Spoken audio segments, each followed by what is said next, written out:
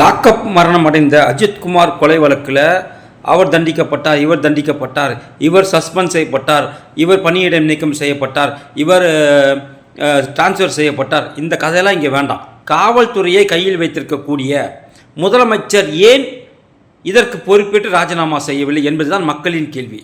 இன்றைக்கி ஹைகோர்ட்டும் அதான் கேட்டேன். மதுரை ஹைகோர்ட் என்ன கேட்டிருக்காங்கன்னா, இன்றைக்கி அவங்களும் அதுதான் கேட்டிருக்காங்க.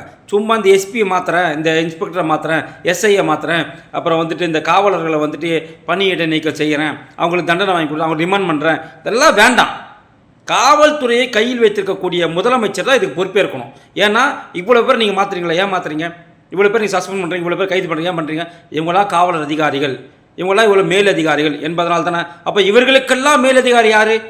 காவல்துறையை கையில் வைத்திருக்கக்கூடிய அமைச்சரான மு.க. ஸ்டாலின் அவர்கள் இதற்கு பொறுப்பேற்று ராஜினாமா செய்யணும். செய்யுங்க. சும்மா அவங்கள மாற்றது இவங்கள மாற்றதெல்லாம் வேண்டாம்.